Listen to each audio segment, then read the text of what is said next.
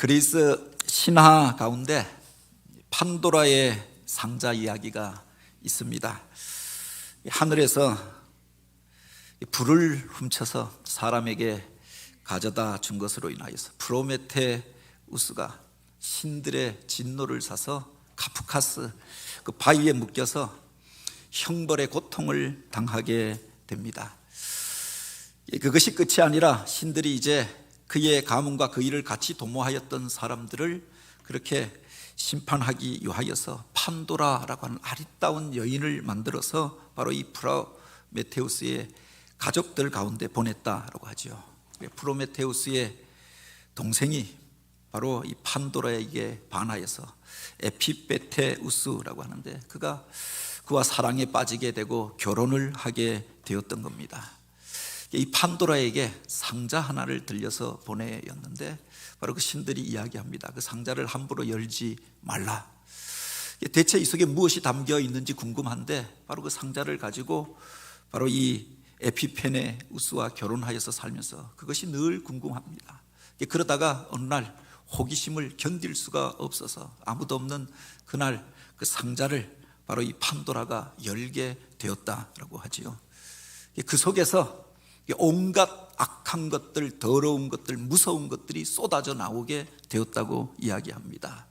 바로 질병과 고통과 재난과 상처, 미움과 분노, 증오와 싸움, 전쟁, 재앙, 전염병 같은 것이 그 판도라의 상자를 통하여서 나와서 온 세상 가운데 번져가게 되어졌고, 급하게 이 판도라가 상자를 닫으면서 바로 그 속에 마지막으로 하나 남겨졌던 것이 있는데 그게 바로 희망이었다라고 이야기하죠.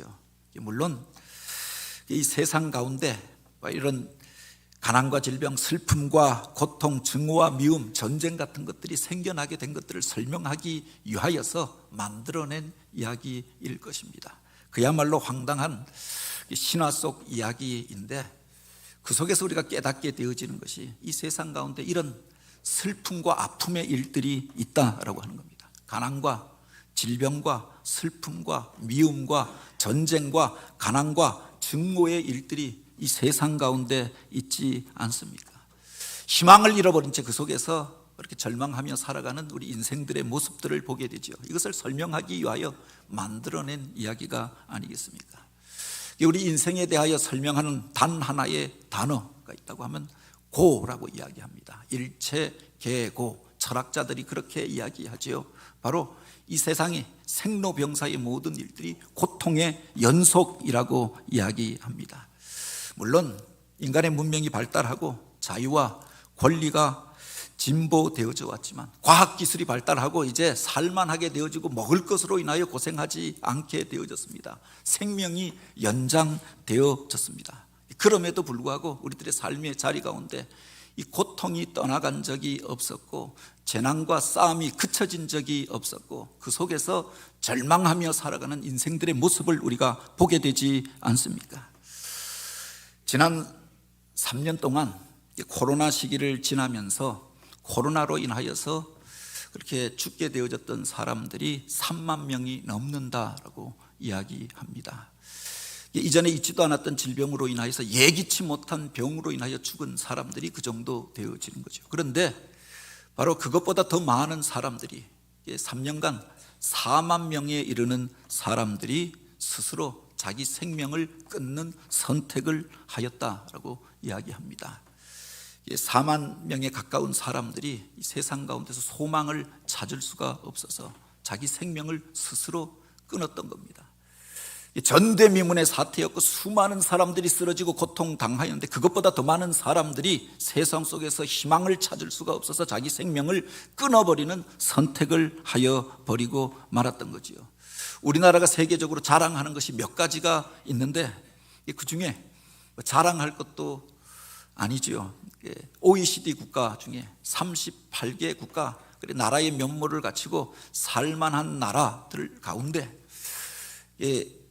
최고의 자살률을 기록한 국가가 한국이라, 이게 1년 2년이 아니라 10년 가까이 최고 자살률을 기록하고 있는 겁니다. OECD 평균이 인구 10만 명당 1년에 11.2명이 자살하는데 우리나라는 1년에 28.4명이 스스로 자기 생명을 끊는 선택을 하고 있다.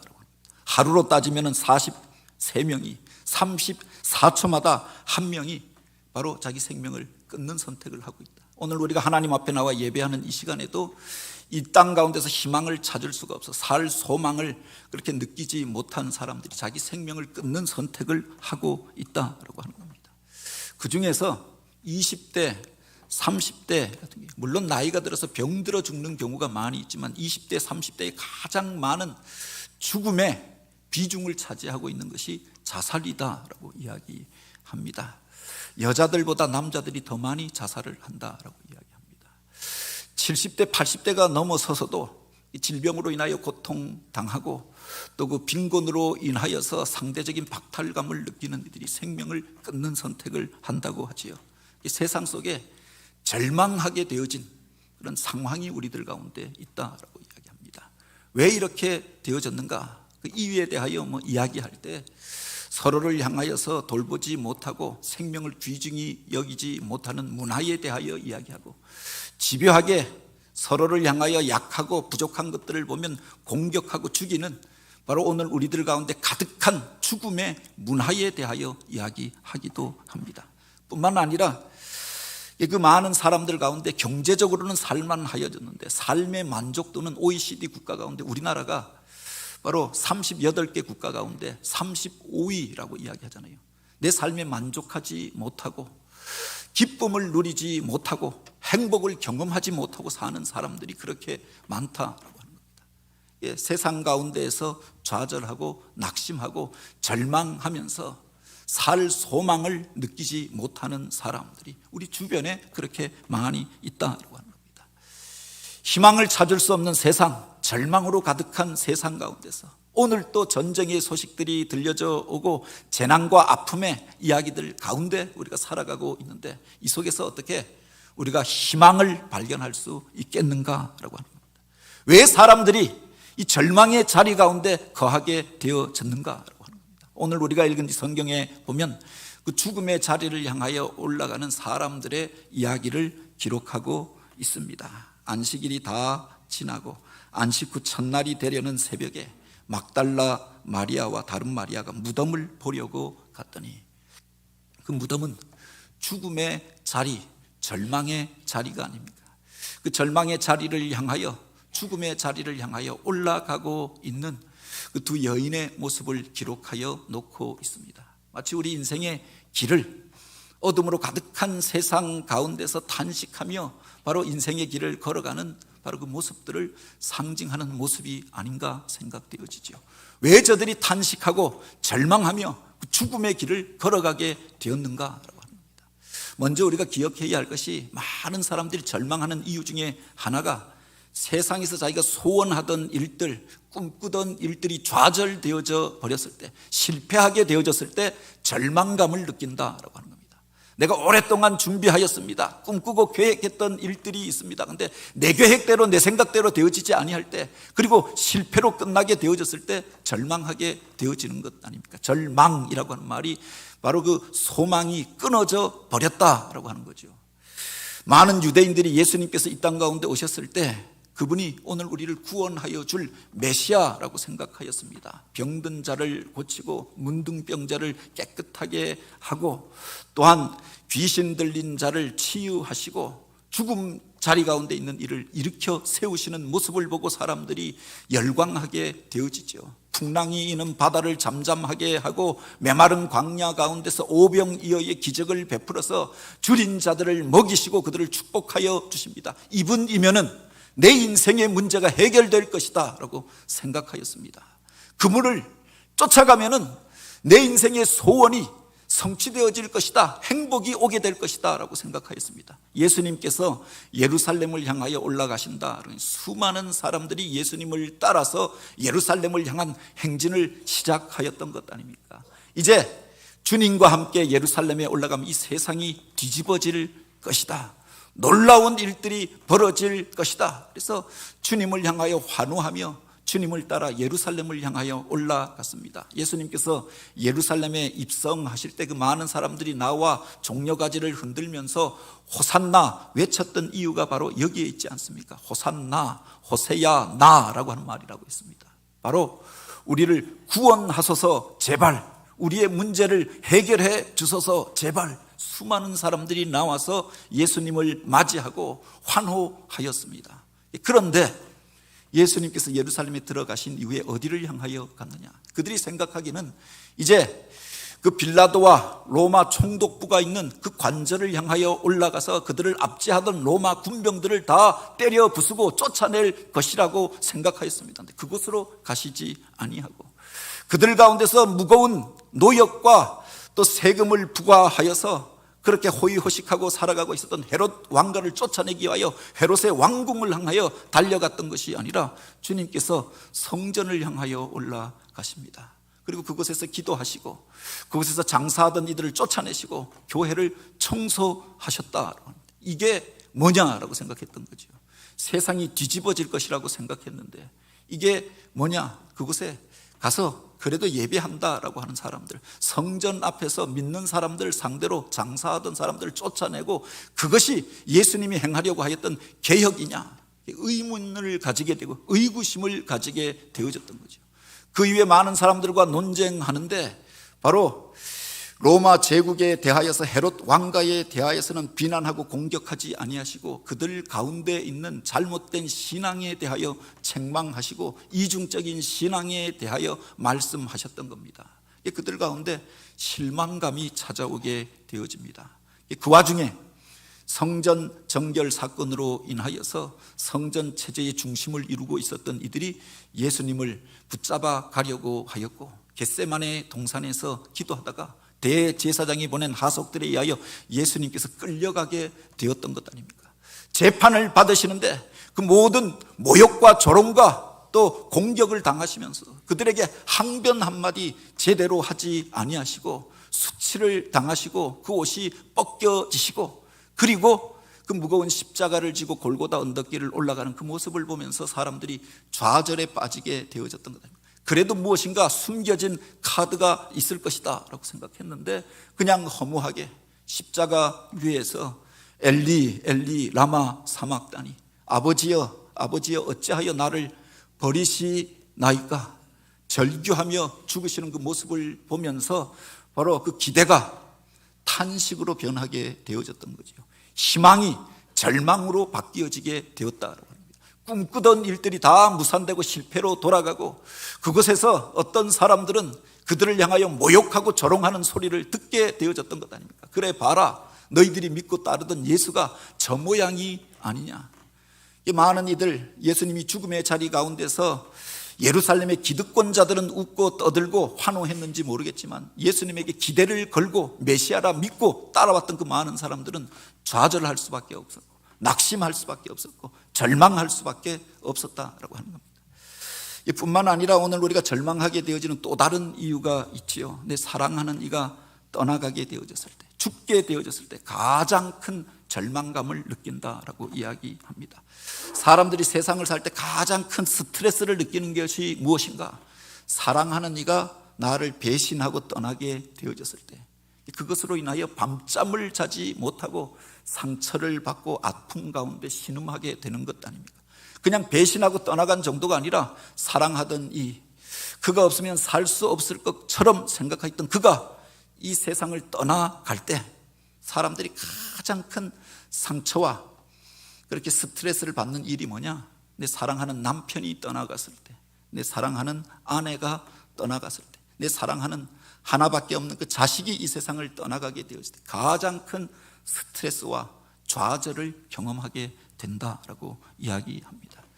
예수님을 따라왔던 그 사람들, 예수님의 어머니 마리아의 마음이 그러하였고 예수님에게 자기 인생을 걸었던 사람들의 모습이 그러하였다라고 합니다. 그날 새벽에 그 무덤을 향하여 찾아갔던 이들 가운데 막달라 마리아에 대하여 이야기합니다. 그는 세상 가운데서 바로 수많은 사람들에게 상처받고 귀신 들려서 어둠에 짓눌려 살던 사람이었습니다. 그가 예수님을 만나고 예수님께서 그 귀신들을 쫓아내시고 그를 치유하심에 새로운 삶을 살게 되어졌던 여인이 아닙니까? 더 이상 불면증으로 시달리지 않고 귀신에게 가위 눌리지 아니하고 어둠에 매이지 않고 이제 주님 만난 이후에 새 생명을 얻고 새로운 인생을 살게 되어졌던 여인이었습니다. 이제 주님의 제자로 평생 헌신하면서 주의 일 하면서 살겠다 결단하고 주님을 따라 나섰던 여인이 아닙니까? 주님께서 예루살렘을 향하여 올라가시던 마지막 만찬을 드시기 전에 바로 그가 자기가 평생 동안 모아왔던 바로 향유 옥합을 깨뜨려서 주님의 발에 붓고 이제 주님 앞에 울면서 헌신을 다짐하였던 여인, 바로 막달라 마리아가 아닙니까?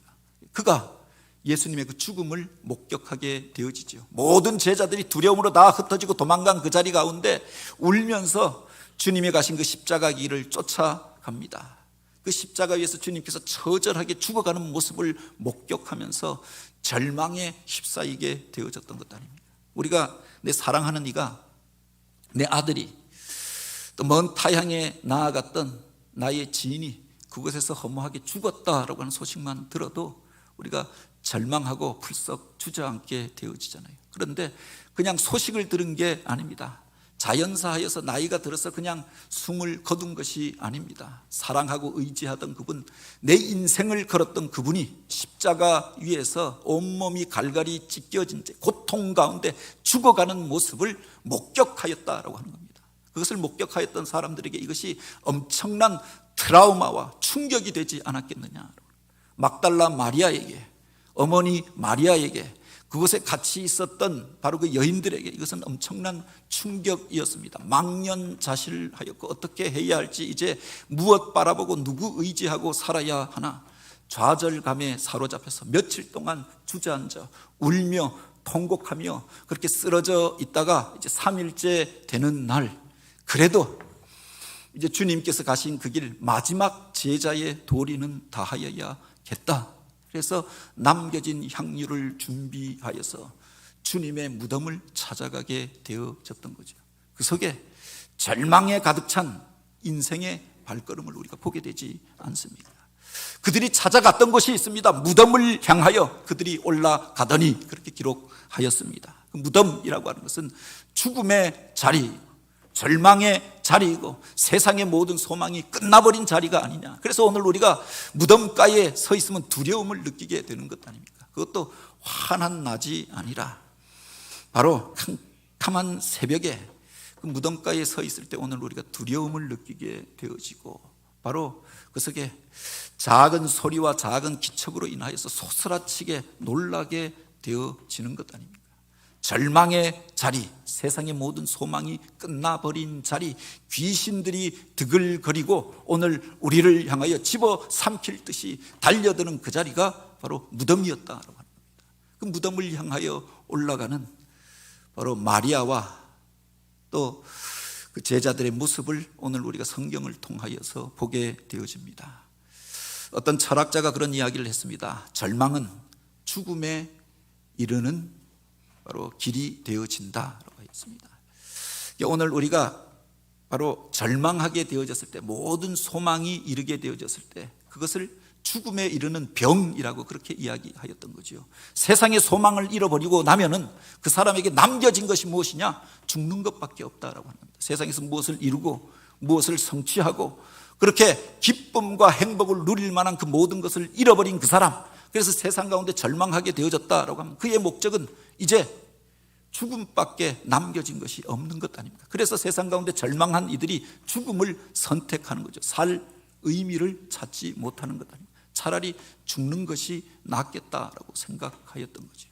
절망 가운데 그 죽음의 자리를 향하여 올라가고 있는 바로 두 여인의 모습을 이 본문을 통해서 보게 되어집니다. 공자가 그가 가장 사랑하던 제자 안희가 죽게 되어졌을 때 그렇게 통곡하며 울고 절망했다라고 하지요. 그때 그 또 다른 제자였던 게로라고 하는 이가 공자에게 질문합니다.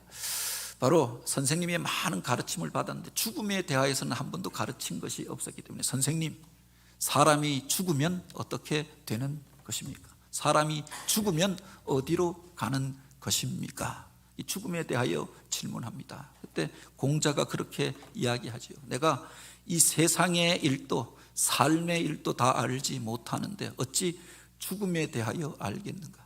인간이 어디에서 와서 어떻게 태어났는가? 태어남의 일도 내가 다 말할 수 없는데 어찌 죽음 이후의 일들에 대하여 너희들에게 전할 것이 있겠는가? 그 죽음의 자리 가운데 인간이 할 수 있는 일은 통곡하고 울고 그렇게 슬퍼하는 것밖에 무엇이 있으랴라고 이야기했다라고 하죠.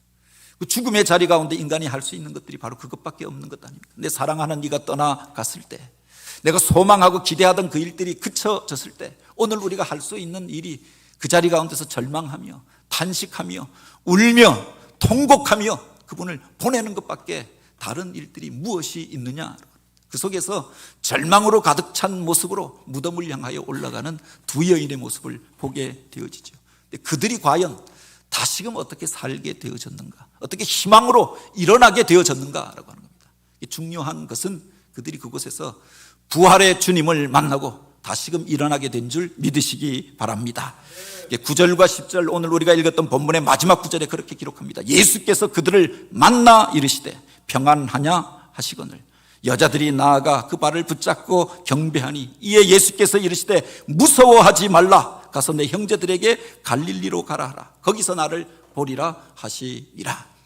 절망으로 가득하던 그 여인들이 낙심하여 좌절감 가운데서 그 무덤을 향하여 무서워하며 올라가던 그들이 소망을 발견하고 희망을 발견하게 된 일이 있었다라고 합니다. 천사들이 나타나 예수께서 부활하셨다라고 이야기합니다. 처음 빈 무덤을 보고 오히려 그것으로 인하여 더욱 무서워하였던 것 아닙니까? 무덤 문이 열리고 나니까 그것을 지키고 있었던 경계병들이 두려워서 떨며 나잡아져 죽은 사람처럼 되었다라고 하였습니다. 이게 기절초풍할 일이 아닙니까? 사람이 분명히 죽었고 그 무덤 문이 닫혀서 아무도 들어가지도 나가지도 못하게 하였는데 무덤 문이 열리고 그곳에서 주님께서 일어나 나오니 기절하여 죽은 것처럼 되어졌던 거죠.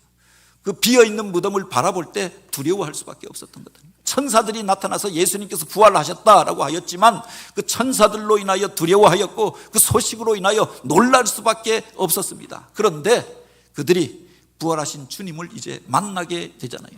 그 이후에 바로 그들의 슬픔이 변하여 기쁨이 되어지고 낙심과 두려움이 변하여서 바로 행복을 향한 기쁜 소식을 전하는 자가 되었다라고 하는 겁니다. 부활의 주님을 만날 때 이런 변화와 역전의 사건들이 나타나게 되는 줄 믿으시기 바랍니다. 한 아버지와 아들이 끝도 없이 이어져 있는 사막길을 여행하게 되었다고 합니다. 이 정도 가면 마을이 나타나고 오아시스가 나타날 것이다. 그런데 끝도 없이 걸어도 며칠 날을 걸어도 장렬하는 태양 가운데 바로 한 점 물도 얻지 못하고 메마른 그 길을 걷게 되어졌던 겁니다. 지치고 낙심하고 목이 말라서 아들이 그렇게 좌절감에 가득 찬 목소리로 이야기합니다. 아버지, 이 사막에서 우리가 그렇게 목이 말라 죽어버리는 게 아닐까요? 이 광야에서 아무도 모르게 그냥 이 사막 가운데 죽어버리는 건 아니겠지요. 탄식하며 절망감으로 가득한 말들을 쏟아냅니다. 아버지가 그를 위로하면서 이야기합니다.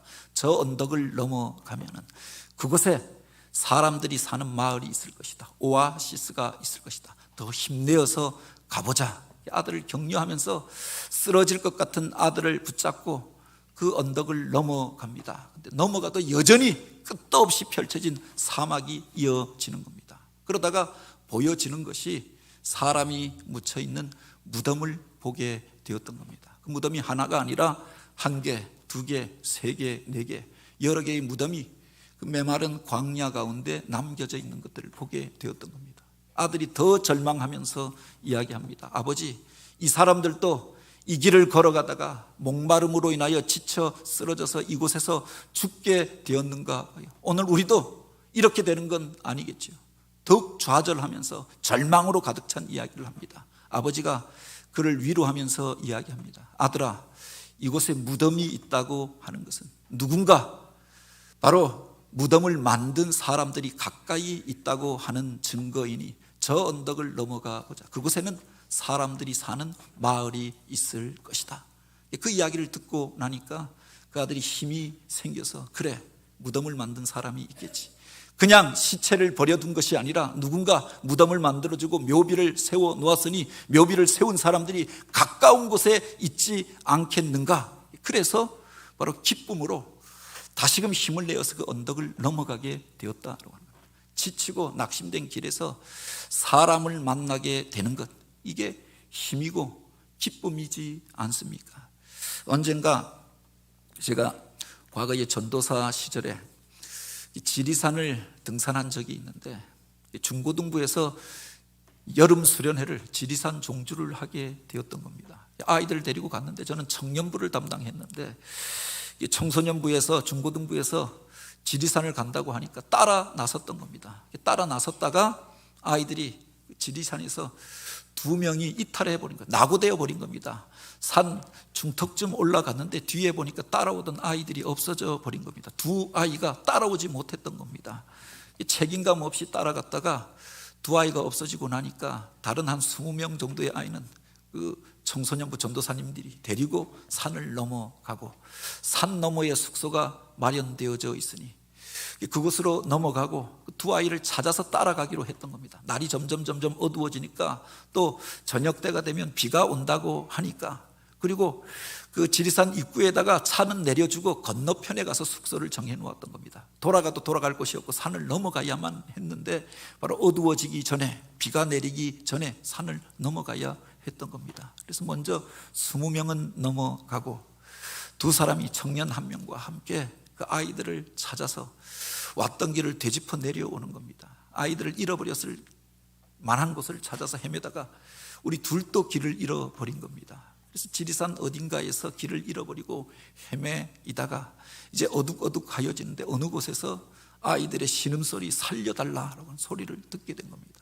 아이들은 찾았는데 2아이가 중학교 1학년, 2학년 아이가 샌들 신고 뒷동산 가는 줄 알고 지리산 등반에 나섰다가 바로 한 번도 등산해 보지 못한 아이들이 그곳에서 지쳐서 쓰러져 버린 겁니다. 낙오해 버린 겁니다. 도저히 걸을 수가 없다라고 하는 겁니다. 그래서 그 아이들을 들쳐업고 지리산을 넘게 되었던 겁니다.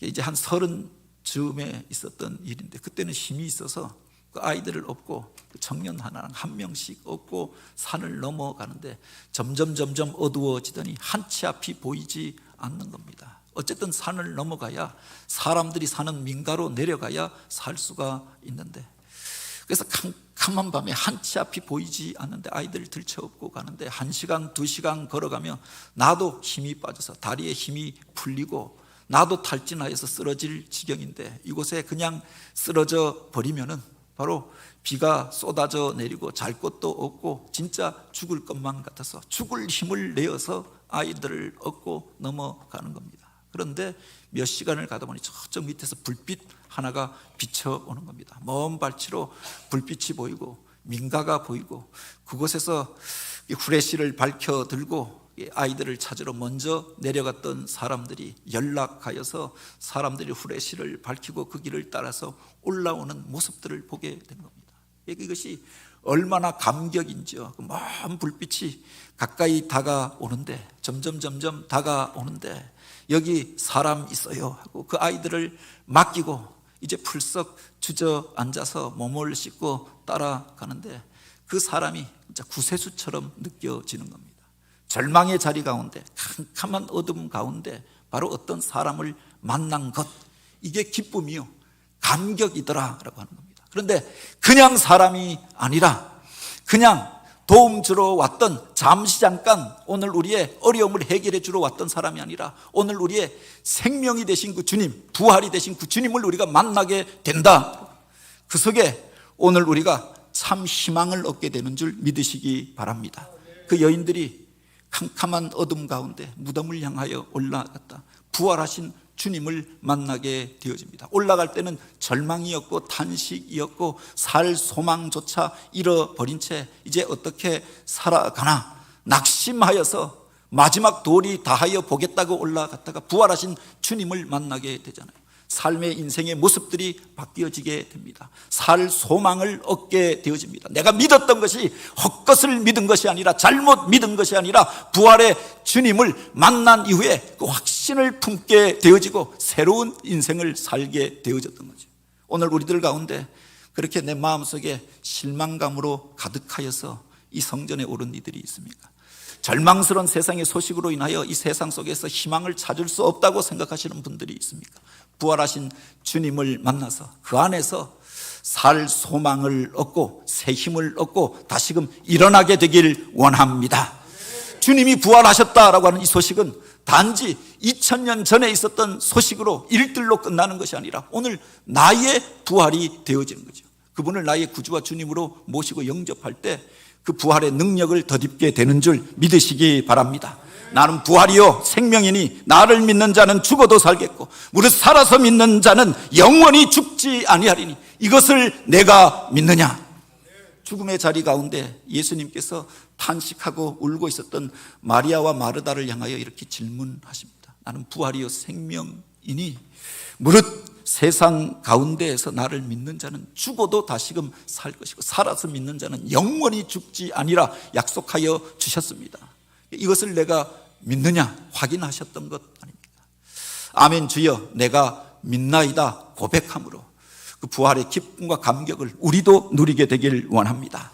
누가복음 15장을 가리켜서 부활장이라고 이야기합니다. 부활의 신앙에 대하여 우리에게 가르치고 있는데 바로 만일 죽은 자가 다시 살아나는 일이 없다고 하면 예수 그리스도도 다시금 살아나시지 아니하였을 터이요 그리스도께서 다시 살아난 일이 없다고 하면 우리의 믿음도 헛되고 우리가 여전히 죽음에 매여 있을 수밖에 없었을 것입니다. 그러나 이제 그리스도께서 죽은 자 가운데서 다시 살아나사 잠자는 자들의 첫 열매가 되셨다라고 하였습니다. 사망이 한 사람으로 말미암아 왔으니 죽은 자의 부활도 한 사람으로 말미암는 도다라고 하였습니다. 주님께서 사망의 자리에서 일어나고 부활하신 것, 이것이 왜 우리에게 기쁨이 되어지느냐, 이것을 성경은 그렇게 표현합니다. 바로 잠자는 자들의 첫 열매가 되었다라고 하였습니다. 잠잔다라고 하는 것은 우리가 세상 가운데서 지치고 힘들면 잠이 들게 되어지잖아요. 그런데 그게 끝이 아니라 바로 광명한 아침 햇살이 비춰오면 그 잠자던 자들이 다시금 일어나게 되어지는 것 아닙니까? 그래서 주님께서 죽음의 자리에 가서 바로 절망하고 낙심하는 사람들에게 그렇게 이야기하십니다. 이 아이가 죽은 것이 아니라 잠자는 도다라고 이야기하였습니다. 그 말씀 속에는 그 아이를 일으키겠다, 그 아이가 다시금 일어날 것이다 라고 약속이 담겨져 있었던 거지요. 주님께서 죽음의 자리 가운데서 일어나사 잠자는 자들의 첫 열매가 되셨다라고 하였습니다. 첫 열매라고 하는 것은 바로 그 다음 열매가 있음을 우리에게 예고하여 주잖아요. 강릉에 저희 아버님이 저에게 남겨주신 작은 밭 하나가 있습니다. 제가 농사 지을 수가 없어서 처음엔 이것도 심어보고 저것도 심어봤는데 농사도 제대로 되어지지 아니하고, 그래서 마지막으로 선택한 것이 그 구석에다가 나무를 사다가 심어 놓은 겁니다. 그래도 그냥 빈 땅으로, 황무한 땅으로 버려놓을 수가 없으니까 그것에다가 사과나무를 사다가 심고 감나무를 사다가 심고 자두나무를 사다가 심어 놓은 겁니다. 1년이 가고 2년이 가도 변화가 없는 것처럼 보여지는데 조금 자란 것 같기도 하고 옆에 잡초만 무성한데, 그래서 이 나무들이 내가 제대로 가꿔주지 않아서 그렇게 열매를 못 맺나 해서 어떤 때는 가서 거름도 한번 줘보고 비료도 옆에다 한번 줘보고 하였는데 2년이 가고 3년이 가도 아무 열매가 없는 겁니다. 그런데 4년인가 5년이 지난 이후에 그곳에 사과가 열린 겁니다. 이것을 보고 감격하게 되어졌잖아요. 그냥 나무고 막대기 꼽아 놓은 것이고 돈을 땅에다 그냥 묻은 것이다 라고 생각했는데 사과가 작은 것이 하나 둘 열린 겁니다. 그것을 통해서 기뻐하는 이유가 있죠. 이제 이곳에서 열매가 맺히게 되어졌으니 내년쯤에는 맺힐 때쯤이면은 와서 그것을 따먹을 수 있겠다라고 생각하게 되었던 것 아닙니까? 이게 바로 첫 열매가 아닙니까? 주님이 부활하신 것들로 인하여 오늘 우리가 감사하고 감격하고 기뻐하는 이유가 바로 여기에 있지 않느냐라고 하는 겁니다. 사망으로 끝난 것이 아니라 주님께서 부활하사 바로 모든 잠자는 자들의 첫 열매가 되셨다라고 하였습니다. 주님이 부활하였으니 주님을 믿고 영접한 자들이, 부활의 생명을 간직한 자들이 또한 일어나게 될 줄 믿으시기 바랍니다. 그 부활의 소망을 가진 자들에게는 절망은 없습니다. 죽음이 절망의 자리라고 이야기합니다. 죽음을 넘어선 것들을 믿고 죽음을 넘어선 생명을 소유한 자들이 부활을 사는 자들이 아닙니까? 초대교회에, 박해의 시대에 수많은 박해와 핍박 가운데에서도 그들을 꺾지 못하였던 것이 바로 이 부활의 신앙을 가지고 살았기 때문이 아닙니까? 크리스토 소툼이라고 하는 사람이 바로 복음을 전함으로 인하여 감옥에 갇히게 되어집니다. 황제와 그 도시의 관료들이 바로 이 일에 대하여 이 사람들을 어떻게 할 것인가 회의를 하잖아요. 이 사람을 어떻게 할 것인가? 독방에 넣어서 이제 다시는 사람들에게 예수에 대하여, 부활에 대하여서 증거하지 못하게 하라. 사람들이 만류합니다. 이 사람이 금식하며 그렇게 기도하는데, 기도할 때마다 놀라운 능력이 나타나는데, 골방에 넣어서, 그렇게 독방에 넣어서 감옥에 가두면 오히려 기도할 기회를 얻었다고 기뻐할 것입니다. 그래서 그가 그렇게 이야기합니다. 그러면 악독한 흉악한 죄수들이 그렇게 갇힌 그 감옥에 넣어서 그들을 통하여 고통당하게 하라라고 하였더니 또 사람들이 반대하는 겁니다. 이 사람이 가면 누구든 설득하여서 예수를 전하고 복음을 전하여서 변화시켜서 그리스도인을 만드는 사람이라, 사람들이 있는 곳에 집어넣으면 그들을 변화시켜서 예수의 사람으로 만들어 버릴 것입니다. 그러면 어쩔 수 없다. 사람들 보는 데서 본보기로 삼아서 바로 그를 처형하여 죽여버리도록 하여라. 사람들이 또 만류하며 반대하는 겁니다. 이 사람이 가장 영광스럽게 여기는 것이 바로 예수의 이름으로 믿음 지키다가 죽는 것이니, 그 사람이 영광스럽게 여기고 소원하던 그 일을 사람들 앞에서 이루어주는 것이니 오늘 우리가 그 일은 할 수 없습니다. 그러니 왕이 이야기하잖아요. 대체 이 사람을 우리가 어떻게 하란 말이냐? 부활의 소망을 가진 사람, 세상의 권세가 꺾을 수가 없지요. 어둠의 권세가 짓누르고 그에게서 아름다운 것을 빼앗아갈 수 없더라라고 하는 이야기입니다. 오늘 우리들 속에 세상을 향한 절망이 있습니까? 낙심이 있습니까? 탄식과 아픔이 있습니까? 부활이 되신 주님을 나의 구주와 주님으로 영접하시기 바랍니다. 주님께서 부활하셨을 뿐만 아니라 그 안에 거하는 자들의 부활을 믿고 죽음을 넘어선 삶을 살아가는 저와 여러분이 되길 원합니다. 절망으로 가득한 세상 가운데 부활하신 주님을 전하며 생명 되신 주님을 소유한 자로 생명의 열매를 맺으며 주님이 주시는 풍성한 기쁨과 즐거움을 누리며 살아가는 저와 여러분, 우리들이 되어지길 주님의 이름으로 축복합니다.